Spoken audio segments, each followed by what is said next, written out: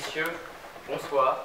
Je suis très flatté et très honoré aussi de me trouver ce soir devant vous, en particulier devant ce jury qui vient de me décerner ce titre de gagnant du concours 2012. Je suis donc très étonné et très honoré, et je tiens à remercier ce jury, en particulier ce cher Grominet. Je remercie aussi ma famille, mon papa, ma petite maman, sans qui je ne serais pas là, ma grande sœur adorée bien sûr, sans oublier ma fidèle TS4. Ah, me direz-vous, qu'avons-nous donc là? Eh bien, je vais vous le dire, mes amis, un impertinent de plus, un godeluro, qui a cru bien trop tôt mettre l'affaire dans le sac.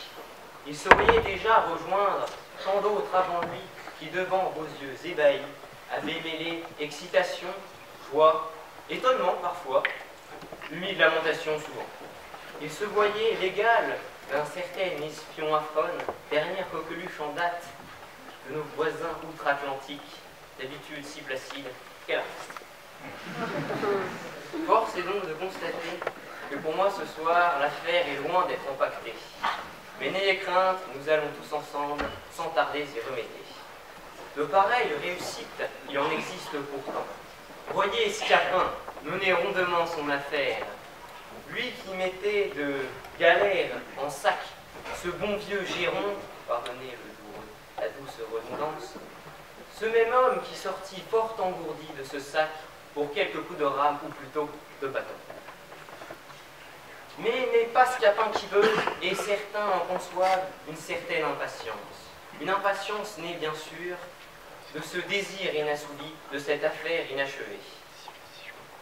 Mais ne peut-on cependant se glorifier et gagner quelque chose de bien, de quoi plus subtil, bien plus précieux que le but initial de que l'objet initial de notre volonté?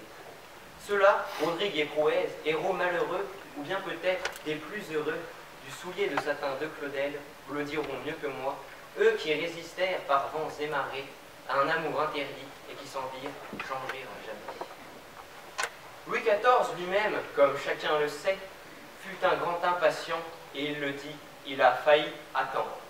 Il fit montre de cette impatience chronique que l'on retrouve, vous en conviendrez, chez tous ces gens de haut rang. Nombreux furent-ils à devoir se présenter devant cet ensoleillé personnage pour lui annoncer l'échec de telle entreprise, ou bien pire encore, la lente et désespérément lente avancée de telle autre.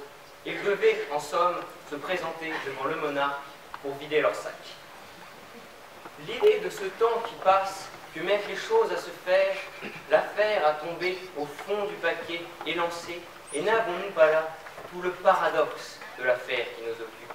S'agit-il d'achèvement, de mener à bien une affaire, ou bien plutôt d'avancer péniblement, car vers cet horizon rêvé qui nous tend les bras, mais cependant s'éloigne sans cesse, et que sans doute jamais nous n'atteindrons? Il s'agit donc, mes amis, de poursuivre cet horizon. Chaque obstacle franchi, chaque montagne s'élèvera sans doute, repoussera, tel le foie d'un Prométhée, après que nous l'ayons franchi, créant ainsi une valse éternelle et endiablée, mais n'est-ce pas là la vie? Cette vie, une grande chasse aussi, et notre existence ici-bas, consiste-t-elle seulement en ce lièvre que nous chassons et élevons pour mettre dans nos gibecières des sacs à viande, des gibecières de chasseurs, de non moins nobles sacs à vin, vous l'aurez deviné.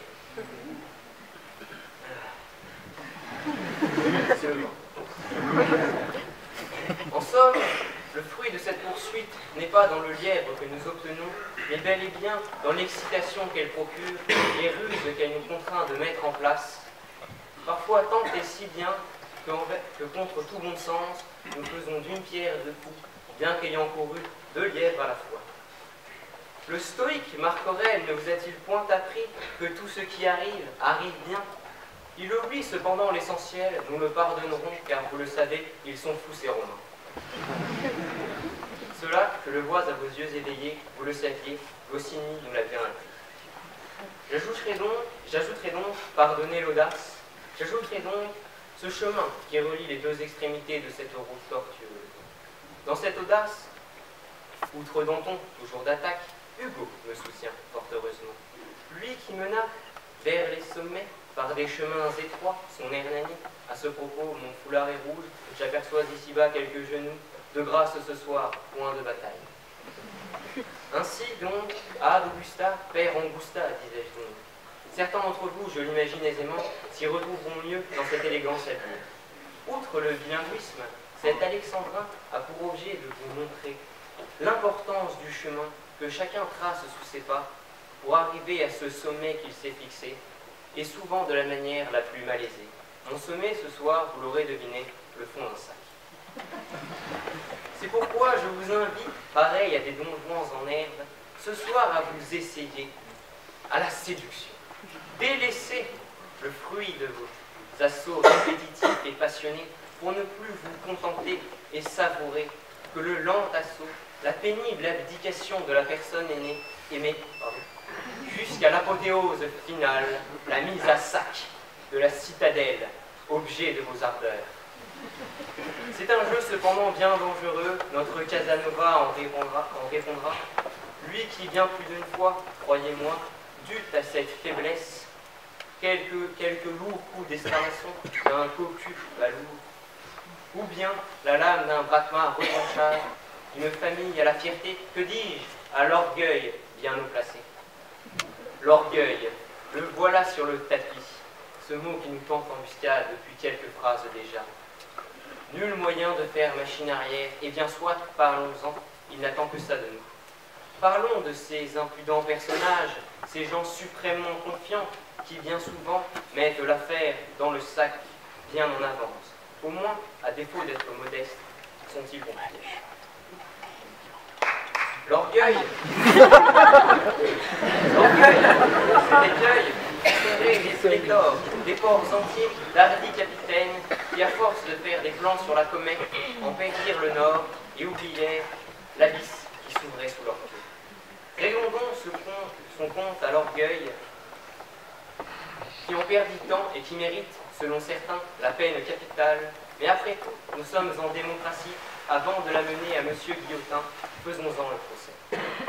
L'orgueil, c'est un petit peu notre Monte Cristo personnel et portatif, tour à tour beau, fringant, que l'on aime montrer et exhiber, puis parfois plus noir et douceâtre, que l'on a peine à cacher, dont on a honte, un ami dont on a honte, en somme, certains diront un péché mignon. Ce péché mignon dont nous sommes dans l'incapacité de rompre les chaînes qui nous unissent à lui, tant notre association peut parfois s'avérer utile, profitable et agréable. Cependant, d'autres juristes, bien plus vindicatifs et venus d'Alexandrie, vous diraient « Estime déplacée, tu méconnais ta valeur, fierté, dignité, sentiment trompeur, amour propre, ne te laisse point abuser, attentif demeurer, jurés qui vont statuer, et vous pouvez, sans vous tromper, la geôle réserver, je vous prie de sans délai l'orgueil condamné. Tel n'est cependant point mon avis, et je plaiderai pour la survie de l'orgueil, car il me semble évident que les péchés, les défauts, autant au moins que les qualités, font l'homme. Cet homme porte ainsi en lui-même une petite part d'enfer, qui est bien là et reste là avant d'être chez les autres, n'en déplaise à Jean-Paul. Ainsi, l'orgueil, comme le désir plutôt, est un arbre porteur de fruits parfois juteux et agréables. Les plaidoiries s'achèvent, touchent à leur fin, les jurés s'avancent, d'abord timidement, puis plus assurément, laissent tomber ce petit bout de papier porteur de leur voix fatidique dans un sac grand ouvert. À son tour, l'avocat range son dossier pour l'ultime et dernière fois dans sa noble besace. C'est terminé, tout est bouclé, il ne reviendra plus, l'affaire est dans le sac. Et oui, c'est bien à ces hommes de sac et de corde que nous devons l'expression, des hommes parfois véreux, vous l'avez deviné, mais cela est un tout autre chapitre, dont peut-être un jour je vous ferai en. Le verdict est tombé, notre talisman nous sera enlevé, rendez-vous place de grève où le sang coulera, au moins pour une fois, Caligula ne pourra se plaindre que tout cela manque de sang. Ainsi, rendez-vous place de grève, je l'ai dit, pour le dernier acte de la soirée. À mon tour, je vais très bientôt devoir vous quitter. J'achève ma plaidoirie, assemble mes papiers éparses. Et, j'espère vous en conviendrez, ce soir, faute de sac, pour moi, c'est dans la poche.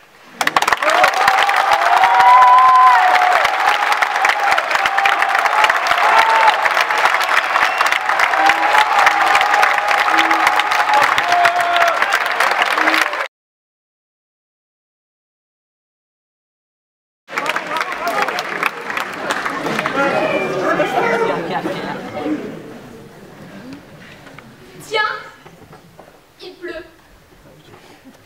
Oui, il pleut ce soir sur le théâtre Montancier. Bergers et bergères de Versailles, rentrez vos blancs moutons et allez à la chaumière. Vous me croyez sujette à des hallucinations? Eh bien, je vous prouverai le contraire. Oui, et si vous ne voulez pas vous mouiller afin de contester mes idées que vous jugez saugrenues, laissez-moi vous rassurer. Bientôt, cette pluie cessera de tomber.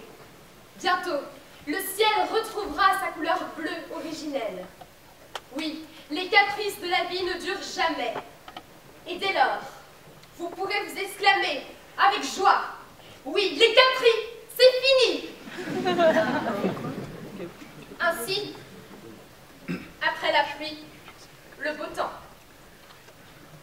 Il pleut ce soir sur le théâtre Montancier. Il pleut de l'éloquence, des discours, des mots, mais pas seulement. Reconnaissez-le, vos pensées ne sont pas toutes tournées vers cette scène. Dans un coin de votre tête se cache un ruisseau dont le murmure aigre et déplaisant me vient à l'oreille. Vous n'entendez pas? Vous n'entendez pas ce bruissement amer qui vous rappelle vos problèmes? Celui qui vous rappelle ce que vous n'avez pas achevé, ce que vous n'avez pas encore commencé. Celui qui évoque vos peines, vos doutes, vos peurs, vos angoisses. Vous l'entendez désormais?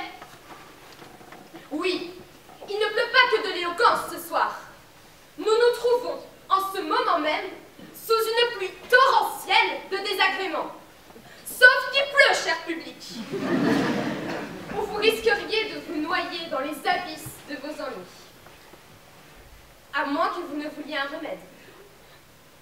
Hélas, je n'en ai pas qu'il soit miracle.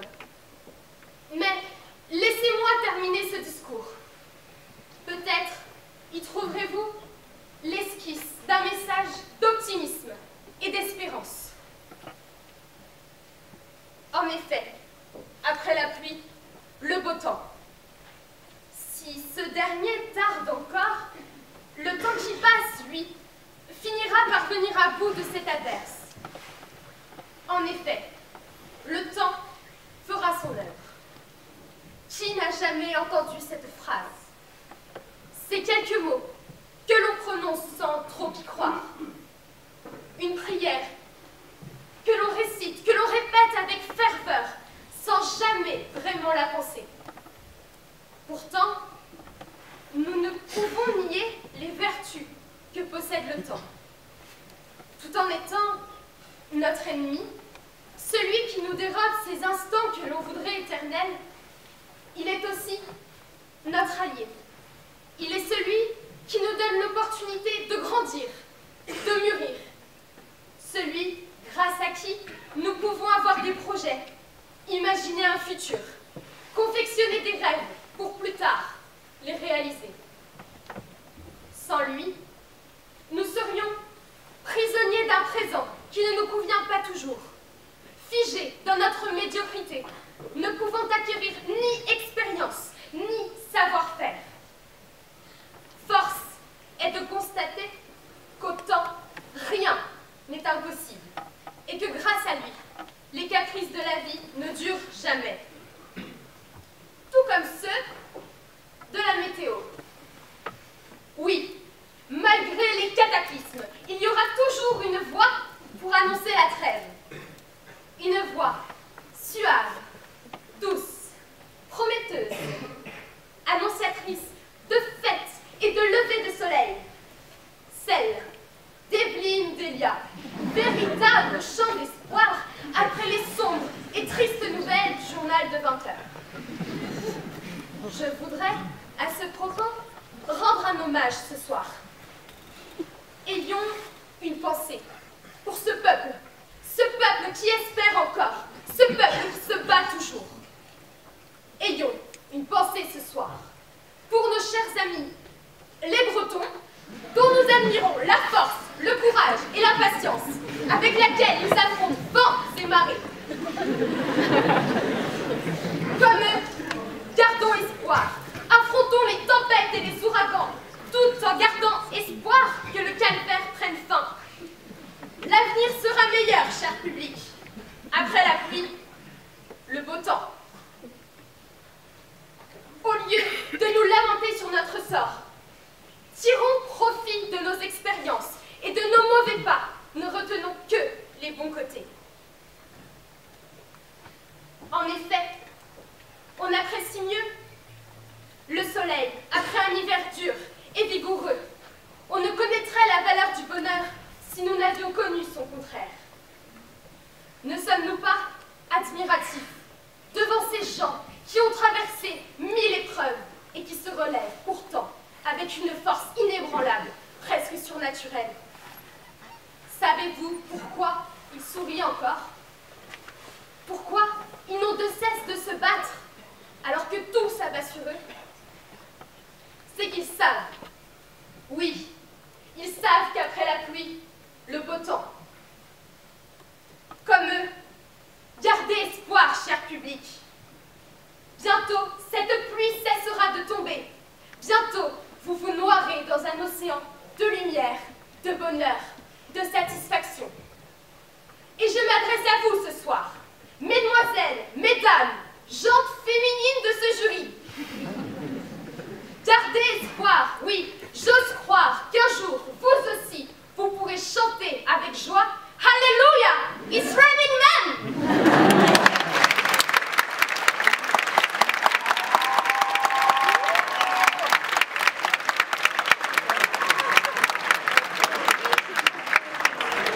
Il est doux d'avoir des rêves.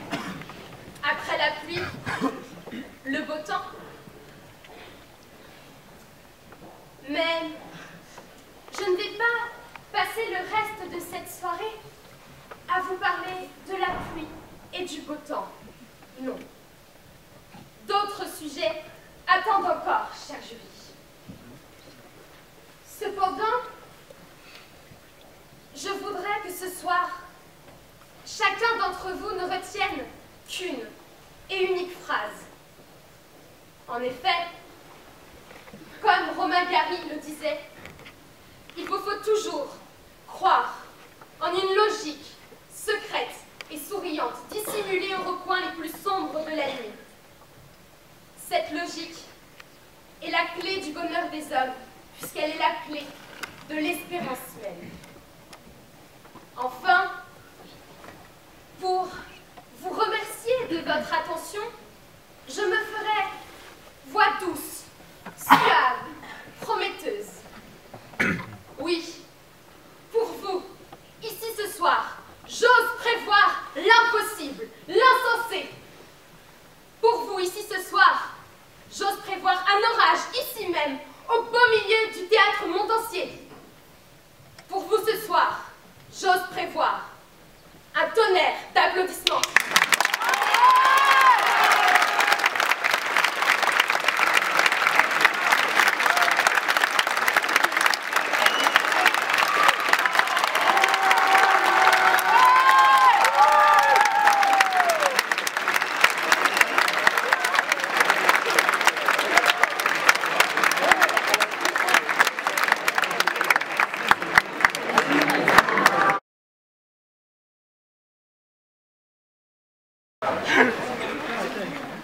Quand le chat n'est pas là.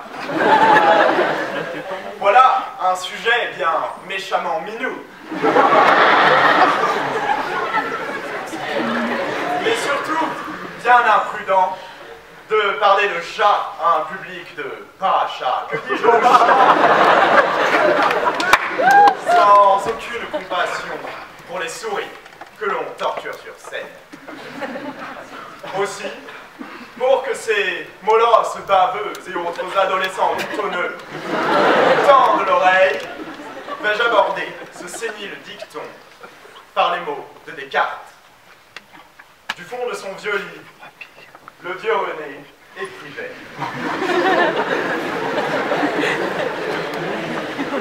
Il y a déjà quelque temps que je me suis aperçu que, dès mes premières années, j'avais reçu quantité de fausses opinions pour véritables. La mort dans l'âme, je dois moi aussi admettre que j'ai reçu quantité de fausses opinions pour véritables. Pire encore, je dois reconnaître que la première personne à m'avoir inculqué toutes ces âneries était ma grand-mère. Oui, ma grand-mère avec son bonnet de bain, ma grand-mère avec son caddie, ma grand-mère avec ses allures de retraité inoffensive. Ne riez point, car chacun d'entre nous doit avouer qu'il garde dans son fort intérieur toutes les stupidités qui jaillissaient autrefois du dentier de l'ancêtre.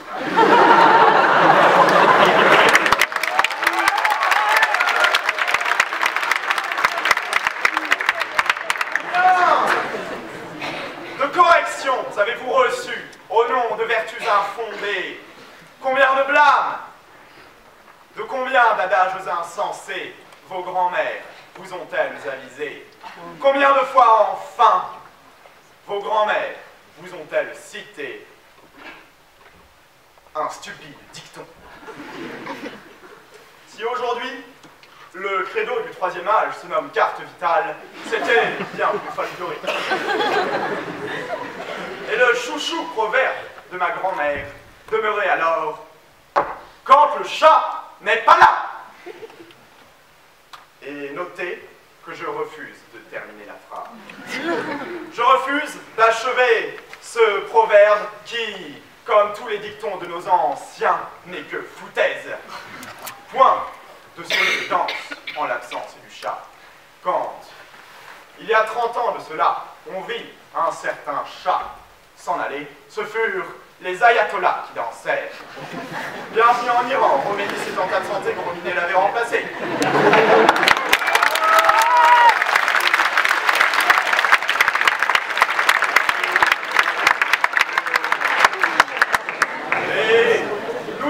Les mécréants, nous autres, pas les chats, non, les chiens d'infidèles, nous autres, les souris occidentales, n'avons pas dansé à l'annonce du départ du chat.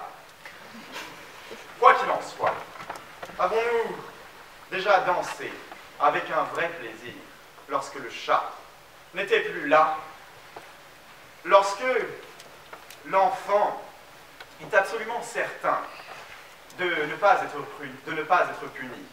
A-t-il cet insolent plaisir à se jouer de l'autorité? Hélas, quand, dans nos jeunes années, nous cherchions à berner un prétendu despote, nous étions, pour ainsi dire, en quête de liberté. Dans notre effronterie, dans notre irrévérence, nous cherchions à entendre la voix de Dame Liberté. Car l'homme est habité d'une passion pour la liberté.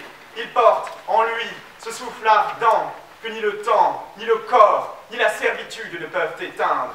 Et à chaque âge, chaque jour et chaque heure, le dessein de l'homme n'est toujours que le même, contenter cette passion des plus indomptables, qui, n'étant pas apaisée, fait de toute existence un fardeau. En trompant l'autorité, sans danger aucun, nous ne pouvions terrasser cet appétit déchirant à vaincre sans péril, on triomphe sans gloire. Or, il n'y a point de victoire quand point d'éclat il y a. Il était donc bien frivole de vaincre ce désir en le nourrissant d'une liberté trouvée dans la bassesse et la facilité. Liberté, liberté chérie, serait-ce alors dans la contrainte que tu prends ce goût que nous sollicitons sans relâche? Si cet infâme Félix en venait effectivement à s'en aller, les souris n'auraient plus de contrainte. Leur liberté perdrait alors cette saveur tant recherchée, les souris ne danseraient plus. Pour que les souris dansent, il faut qu'elles aient cette contrainte de ce minou qui n'est jamais loin. Quand les souris dansent, c'est qu'elles ont conscience que chat s'en va et chat revient, que la liberté est faite de tout petit rien.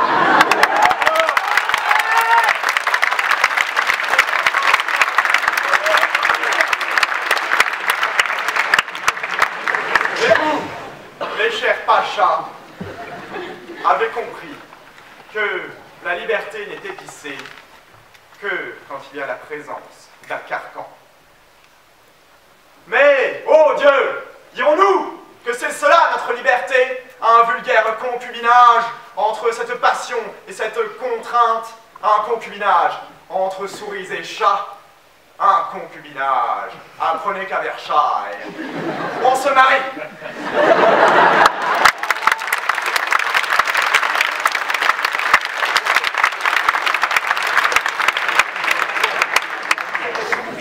Croyez-vous que c'est la liberté que les souris ont trouvée dans cette petite habitude? L'habitude, l'habitude, l'habitude est un chat noir, l'habitude nous joue des tours. Et nous-mêmes, comme les souris, croyons avoir trouvé une prétendue liberté dans l'ordinaire du quotidien. Or, la liberté est dans le choix, et l'habitude ne nous laisse pas le choix, car l'habitude fait de nous des automates, des pantins, et nous voilà prêts à finir comme des poulets décapités, plumés, vidés.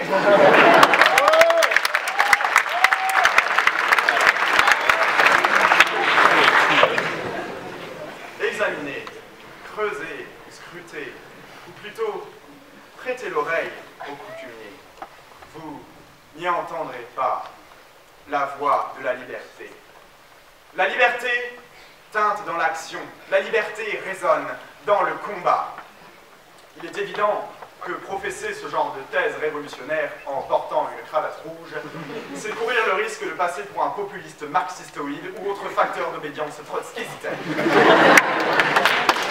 Mais, quoi qu'il en soit, j'ai l'intime conviction que les souris ne danseront jamais autant que quand leur liberté s'inscrira dans l'effort.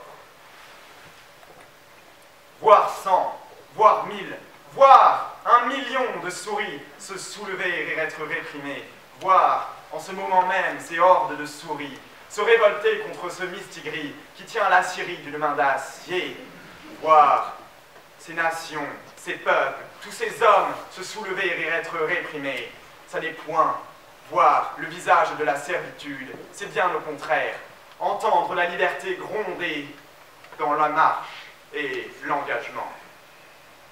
Aussi, peut-être avez-vous d'autres chats à fouetter, mais souvenez-vous que la liberté se perd dès lors qu'elle est considérée comme acquise et que la liberté n'a de valeur que dans l'effort. Voilà, peut-être, le message que voulait vous faire passer avec ce dicton, cette créature teigneuse aux épaisses moustaches. Et en ce moment même, je ne parle plus du chat, je parle de votre grand-mère.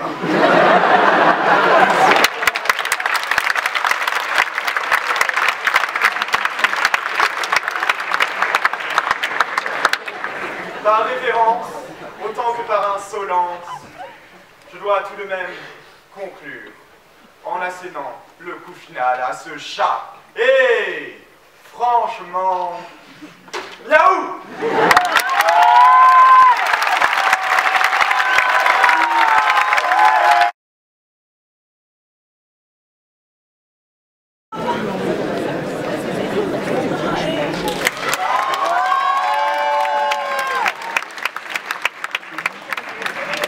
Mesdames, mesdemoiselles, messieurs, bonsoir.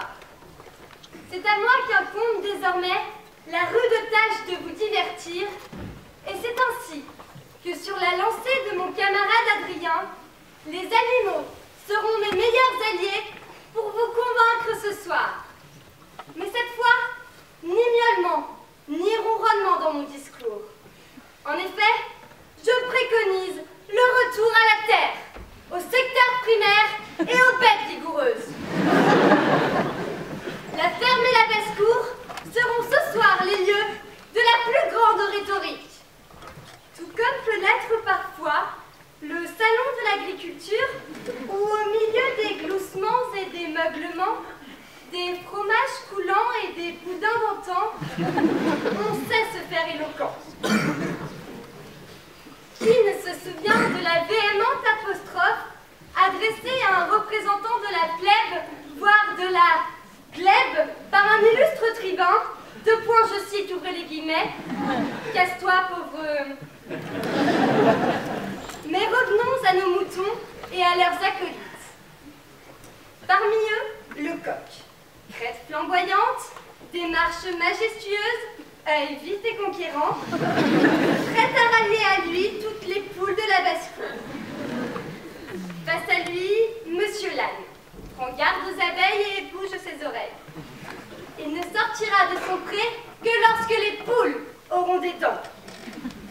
Au coq, roi sur son fumier, selon Sénèque, opposons donc l'âne, à qui, d'après Socrate, il vaut mieux ne pas rendre son coup de pied. De fait, si l'un domine le poulailler, l'autre demeure maître en son pré. Le fermier passe ainsi du coq à l'âne. Du coq à l'âne, l'expression est connue. Cela signifie passer d'un sujet à un autre sans transition aucune. Voilà pour la théorie. Pour ce qui est de la pratique, je pourrais laisser la parole au champion en la matière, Sganarelle. Rappelez-vous la patrasie qu'il profère pour dénoncer l'hypocrisie de Don Juan. Tant va la cruche à l'eau qu'enfin elle se brise, et l'homme est en ce monde ainsi que l'oiseau sur la branche. La branche est attachée à l'arbre, l'arbre qui s'attache à l'arbre suit de bons préceptes, les bons préceptes valent mieux que les belles paroles, etc., etc. Et par conséquent, vous serez damnés à tous les diables. Mais abandonnons là notre valet à sa tirade et risquons-nous un peu. Je vais moi-même passer du coq à l'âne. Par exemple, laissez-moi vous conter cette anecdote. Celle de l'âne de Buridan.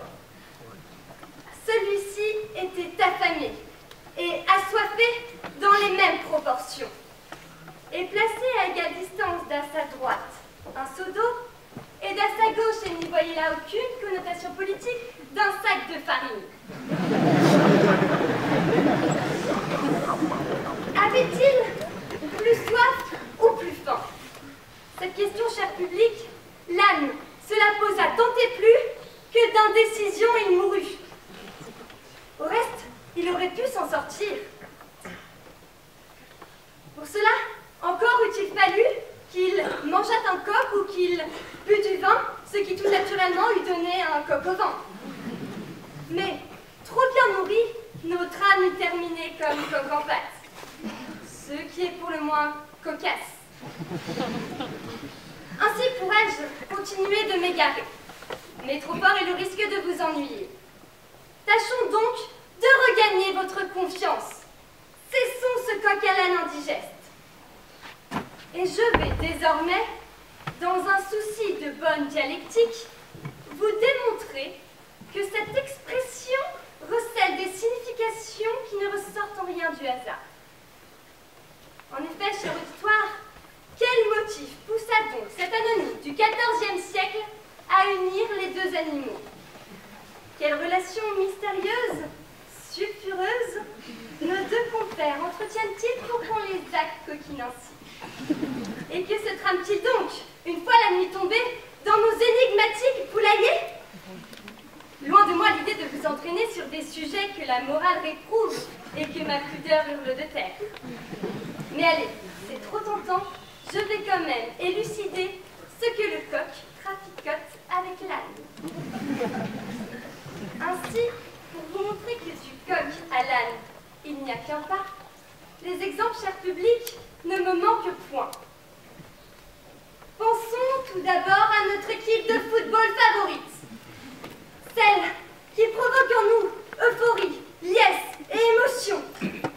Celle qui nous fait oublier le temps d'un match les vicissitudes de l'existence. Je pourrais, il est vrai, évoquer ici la future victoire de l'équipe de Saint-Jean. Mercredi 11 avril à 14h au Stade Sans Souci.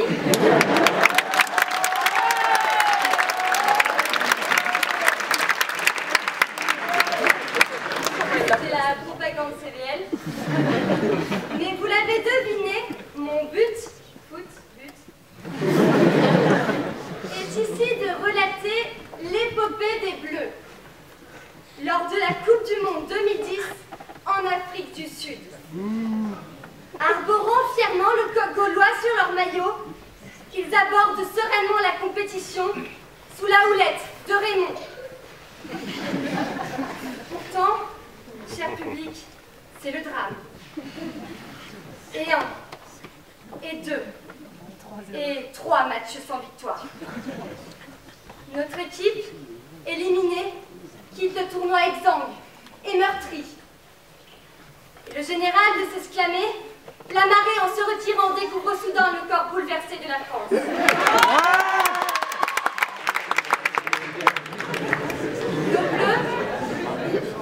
Nos bleus rentrent honteux au pays, avec pour tout laurier sur la tête un bonnet d'âne. Mais laissons là ce souvenir douloureux. Changeons de registre et de tonalité. Car le coq et l'âne, lorsqu'ils s'accordent, sont d'excellents musiciens. C'est dans la ville de Brême qu'un jour, un âne donna le la à un coq qui passait justement par là. De leur rencontre naquit une entente harmonieuse, à grand renfort de bréments et de cocorico. Mais je sens qu'il en faut plus pour vous persuader, cher public. Et peut-être encore plus pour convaincre notre président d'un soir. Pourtant, monsieur Préjean, sachez que vous servez vous-même d'exemple à ma démonstration. Car si, dans Un homme de trop, vous interprétiez le rôle d'un dénommé le coq, vous avez également joué dans Peau d'âne.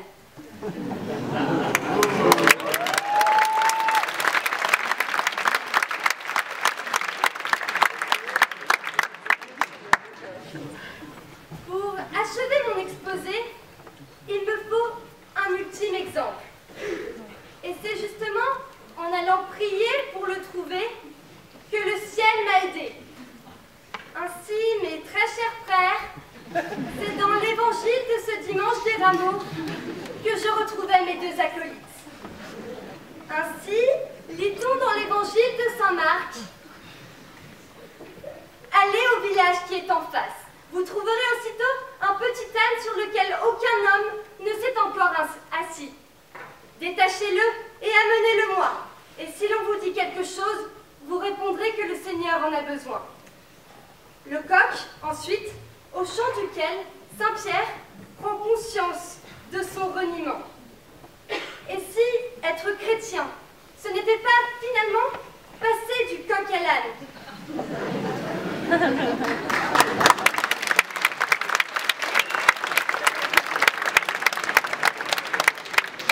C'est-à-dire d'une fausse idée de Dieu à ce qu'il est vraiment. Car nous le pensons infiniment grand, il nous faut apprendre son humilité. Nous le pensons totalement indépendant, il nous faut l'apprendre vulnérable. Et nous le pensons tout-puissant, il nous faut l'apprendre infiniment pauvre. Il n'y a d'autre infinité que celle de l'amour. Le coq, symbole de l'éveil spirituel, l'âne, symbole de l'humilité, voilà nos deux amis définitivement réunis. Indissociables, liés, on ne peut les séparer. Et je suis fière ce soir d'avoir pu vous montrer qu'il est si aisé de passer du coq à l'âne. Et somme toute logique. Même si, pour achever ma harangue, il me semble utile de préciser qu'à l'origine, L'expression était en fait passer du coq à la canne, du coq à la canne. Un simplet n'en aurait pas supprimé le C. Il faisait de moi ce soir un orateur sans sujet.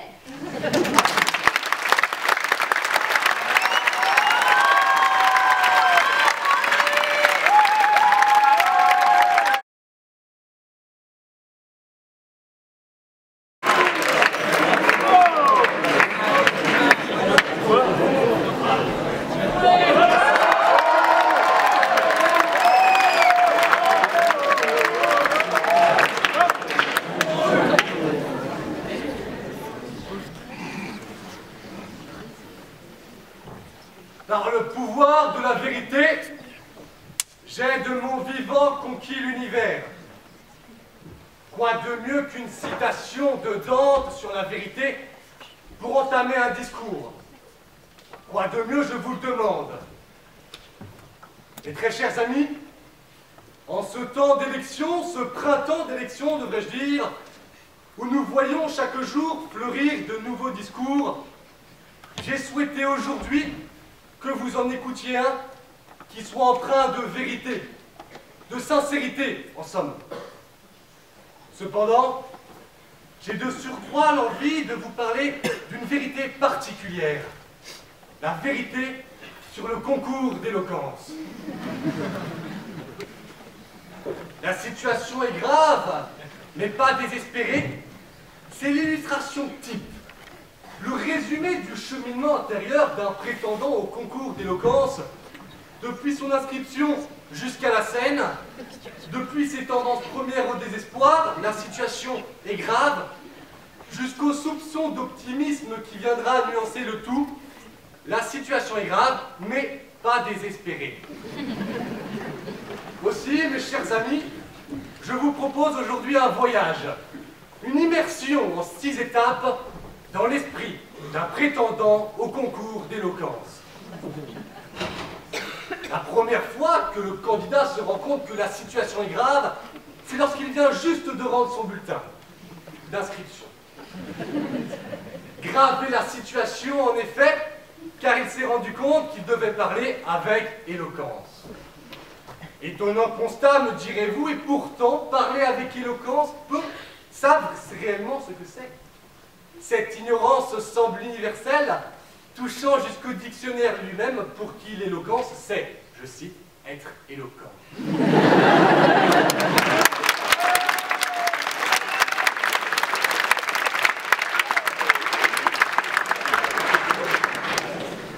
Et si à Saint-Jean, le concours d'éloquence est considéré comme une institution, un monument, dirais-je, quoi dire et que faire pour qu'il soit plus arc de triomphe que tombe du soldat inconnu? Inconnu car personne ne sait réellement ce qu'il faut y faire. La situation est grave, mais le candidat ne s'en rend pas réellement compte, bienheureux. Nous voici désormais à la deuxième étape de cette progression intérieure. La situation paraît de plus en plus grave quand le doute et la crainte s'insinuent dans le candidat. Progressivement, dans le cheminement des jours, augmente l'inquiétude et décroît la motivation. Un réflexe animal, vestige des temps préhistoriques, pousse le candidat à fuir. Là-bas, dans la lumière des phares, il voit la voiture approcher. La nuit, l'imagination travaille le candidat dans la pénombre de l'ignorance. Gladiateur, il se voit à la veille d'un combat sans espoir. Il entend le cri d'un public en liesse. Il entend les coups portés par les glaives dans la chair meurtrie. Il sent l'odeur âcre du sang couler sur le sable. Il sent l'odeur moite de l'effort, de la peur surtout, et toujours cet instinct bestial qui lui contracte les muscles prêts à la fuite. Mais cependant, alors que le candidat se surprend à compter les jours, les heures, les minutes même, l'obstacle apparaît, on en discerne déjà mieux les contours. Dernier sursaut du condamné, le prétendant se prend en main et se découvre une faculté à penser. Il essaye alors de rationaliser ses craintes et de trouver une solution logique à cette situation grave. Et à part dans la lumière des phares, il voit la voiture approcher, il en a conscience et a conscience qu'il va se faire écraser.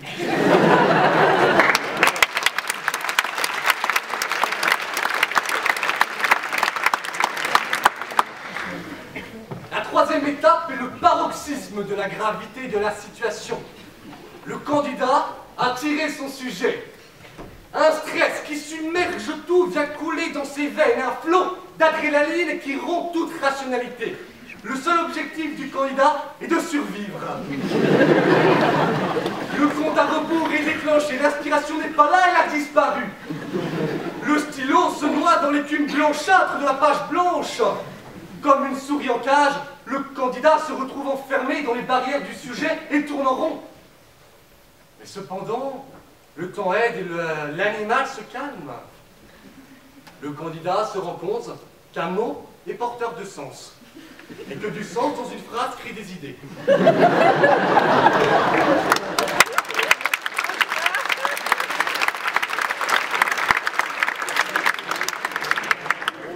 Le prétendant peut alors sortir de sa passivité. Il se rend compte qu'il peut inventer, créer, réfléchir. Dans cette situation grave, il entrevoit une lueur d'espoir. La quatrième étape de cette lente marche se traduit par une amélioration de la situation. De proie, le candidat devient acteur. Il découvre alors les joies de l'écriture, la liberté de la composition. Tour à tour, chef d'orchestre cherchant la symphonie parfaite pour les mots, ou encore auteur-compositeur libre dans son travail, de la première majuscule à l'ultime point, ou encore, que sais-je, politicien s'il souhaite faire passer des idées, historien lorsqu'il s'appuie des idées, ou encore humoriste lorsqu'il s'adonne à de vilains jeux de mots.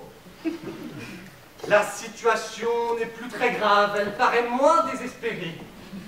L'inconnu n'existe plus, l'individu se bat sur son territoire. Cependant, cinquième étape de cette lente descente aux enfers, comme tout traitement arrive le moment de la rechute.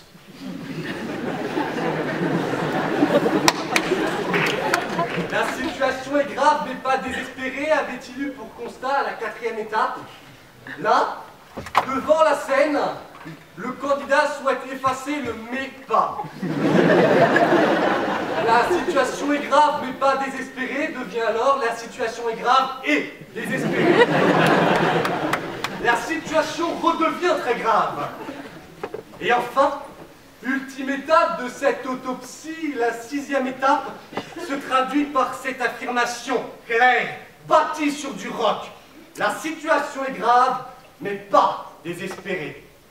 Car, dès lors qu'il rentre en scène, le candidat se transforme. Il emprunte la verve d'un Victor Hugo à la Chambre des Pairs, la passion d'un Adolphe Thiers au Parlement ou encore la grandiloquence d'un certain Charles de Gaulle à Constantine. Tour à tour magicien, substituant à un silence d'or des paroles d'argent sans entendre un murmure de réprobation dans ce temps de crise. Mais surtout, il voit venir à lui une vague d'approbation muette portée par le public et qui se déverse de rang en rang pour porter le tout vers une union commune, une communauté comme jamais il en fut le créateur. Et là, oui, il peut l'affirmer, de sa voix forte et claire, qui ne craint plus la peur, de cette voix comme un glaive avec lequel il vient abattre la vulgarité de la vulgate de la vox populi. Et là, oui, la situation est grave, mais pas désespérée. Pour conclure cet exposé et mettre un terme à cet épanchement verbal, je ne m'autoriserai pas à une quelconque couverture moralisante digne des meilleurs sermons. Je vous conterai juste une histoire qui, à elle seule, résume au mieux mon propos. Deux petites souris tombent dans un seau de crème. La première souris abandonne très vite et se noie. La deuxième se débat tellement fort qu'elle change la crème en beurre. À partir de maintenant, je suis cette deuxième souris.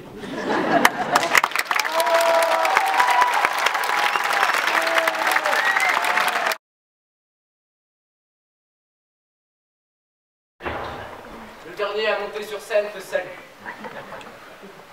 Face à la puissance des grands camps romains, tels que Babaorum et Petit Bonhomme, je suis du camp de ceux qui résistent encore et toujours face à l'envahisseur. Aujourd'hui, l'envahisseur le stresse. Mais je le dis haut et fort. Stress, tu ne m'auras pas. Les quelques bribes que j'ai pu entendre, mes camarades me sont apparus impressionnants. Je vous demande donc de me laisser vous intriguer, car la barre est haute. Libérez votre esprit des tensions formées. Redressez-vous dans vos sièges et humez ce dernier passage d'éloquence. Je me tiens seul ici, mais aussi un peu là, pour mener cette lutte, ce combat que chaque être, en son fort intérieur, souhaiterait mener. Car ce soir, oui madame, oui monsieur, et vous là, tous autour, je vous interpelle pour m'aider à agiter nos petites cellules grises au service de la réflexion. Depuis notre petite enfance jusqu'à nos dernières temps de lait, professeurs, et même les dos de paquets de céréales de notre petit déjeuner, nous insufflent le goût du savoir et de la connaissance. Rendons-leur hommage. Rendons-nous hommage. Et défendons cette curiosité intellectuelle. Ce soir, j'ai choisi mon camp. Celui qui fait rempart à l'obscurantisme. Celui qui porte haut les couleurs de la bravoure intellectuelle. Celui qui offre même l'absolu. Je vous invite donc à faire de même. Mais ne vous emballez pas trop vite, car il ne faut pas confondre hâte avec précipitation. Nous ne sommes pas des campeurs du dimanche tout de même. Soyons professionnels. L'homme, avec un grand H, est en permanence confronté à la nécessité de tenir une position, de prendre parti. L'homme, avec son esprit indépendant, unique, dispose de son libre arbitre. Bien sûr, l'esprit est malléable. Il est souvent sculpté par l'entourage et forgé par l'expérience. Néanmoins, cela ne remet pas en cause les orientations de vie induites par les engagements de certains. Oui, ce soir, j'ai choisi mon camp. Mais parlons donc du choix. Il me semble qu'un choix repose sur cette notion d'engagement mentionnée juste avant. Faire un choix et s'y tenir. S'engager pleinement et durablement. Ce ne sont pas des choses aisées. Prenons pour exemple le mariage. Et la peur que certains éprouvent à son égard. Faut-il quitter à tout prix le célibat alternatif pour le mariage? Il est rarement évident que telle ou telle personne soit celle qui partagera votre quotidien pendant plus de 60 ans. Mesdames, n'avez-vous jamais eu peur, au bout de 20 ans de mariage, en vous réveillant, de dire à votre mari sur le ton de la surprise « Endors-toi » ?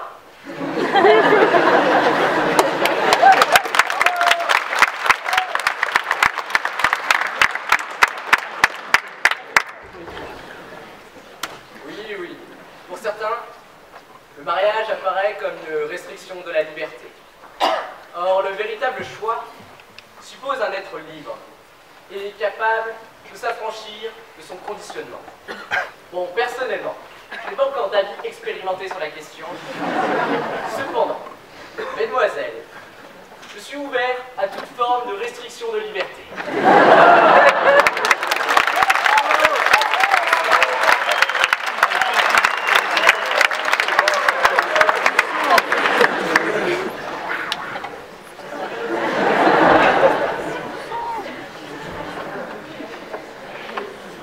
L'engagement, quel qu'il soit, est un choix courageux qui donne un sens à nos vies. C'est pourquoi je souhaite que chacun d'entre vous laisse une petite étincelle spirituelle embraser son corps. Soyons flamboyants et ensemble virevoltons vers le savoir. Renonçons à la paresse intellectuelle. Ah, si seulement vous connaissiez le feu. Ce soir, nous avons tous choisi un camp. Moi d'abord, j'ai choisi de m'inscrire à ce concours. Sûrement dans un moment de folie passagère. Et donc je prends un risque, celui de vous déplaire et d'échouer lamentablement, tel un gastéropode dans une soupe de croûtons.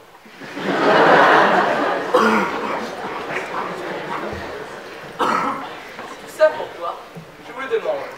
Eh bien, pour ce fantastique public, que dis-je, pupitre, si pur, ces finitions bois sont remarquables. Un modèle de stabilité, en somme. Et, accessoirement, pour être le centre de toute votre attention pendant 10 minutes. Enfin, on m'écoute. Je ne vois personne pour m'interrompre. Donc, j'en profite. Vous aussi, vous avez fait un choix ce soir. Celui de l'anonymat et des ténèbres. Tapis dans vos fauteuils de velours, fainéants que vous êtes, je vous devine à peine. Vous chuchotez dans l'obscurité, pendant que je parle en pleine lumière. Quelle différence entre vous, créature de l'ombre, et moi? Eh bien moi, j'ai chaud, trop chaud.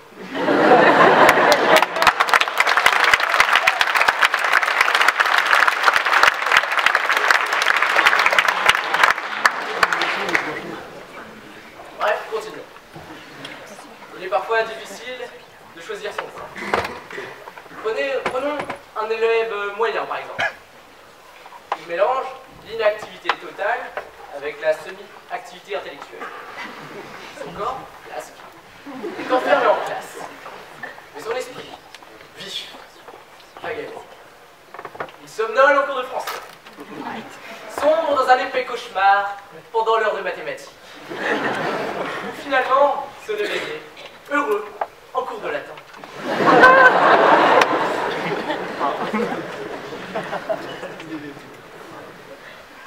Mais après tout, faut-il choisir son camp? André Gide, d'après Wikipédia, nous disait « Choisir, c'est renoncer ». Certes, la vie nous offre à chaque instant de multiples possibilités. Mais dès que nous choisissons l'une d'entre elles, toutes les autres s'éloignent.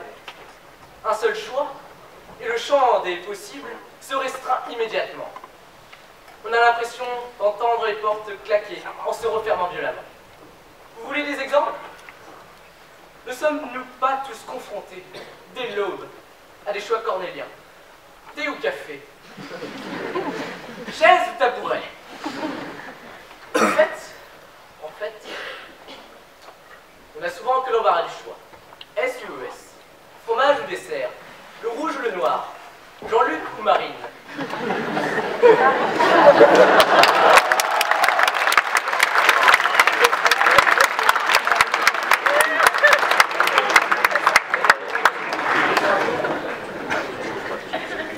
Olympique de Marseille ou Paris Saint-Germain?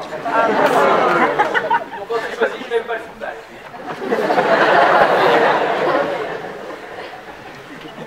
Tristan ou Iseut? Crocs ou tongs? Brune ou blonde?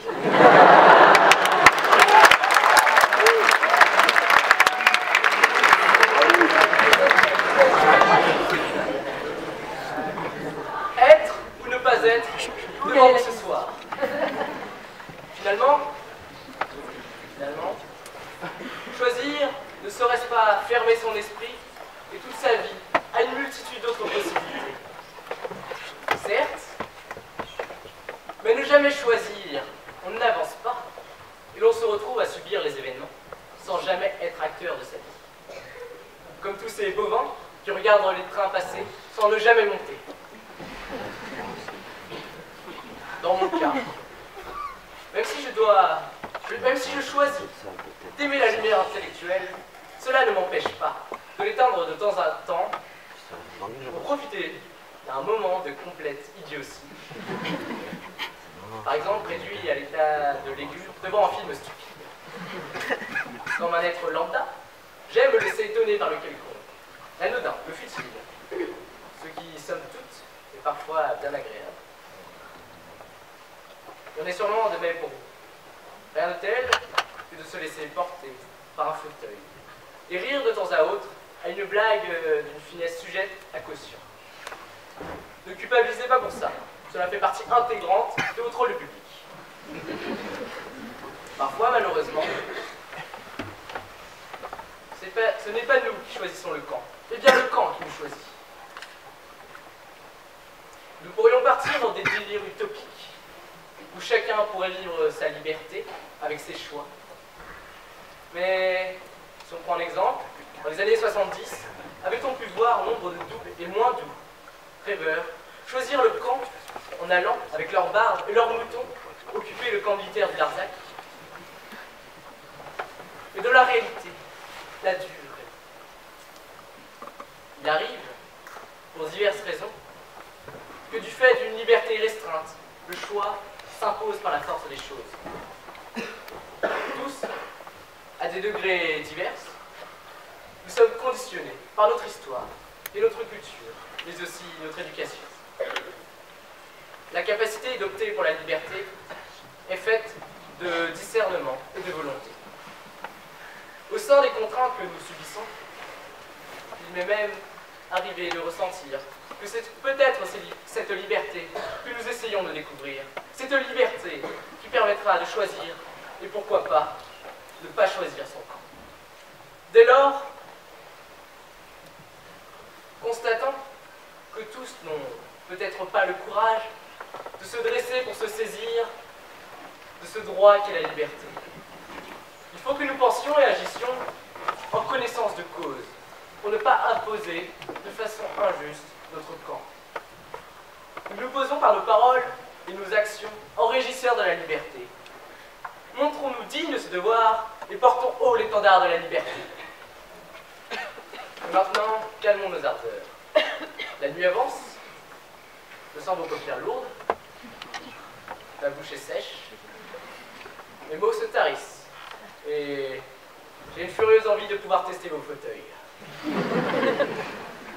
Ce soir, j'aurais tenté de choisir un camp intellectuel. Et vous, avez-vous choisi le vôtre? J'en conclus qu'il n'est que temps de vous souhaiter une bonne fin de soirée, et je m'en vais donc lever le camp en vous laissant le soin de choisir le vôtre.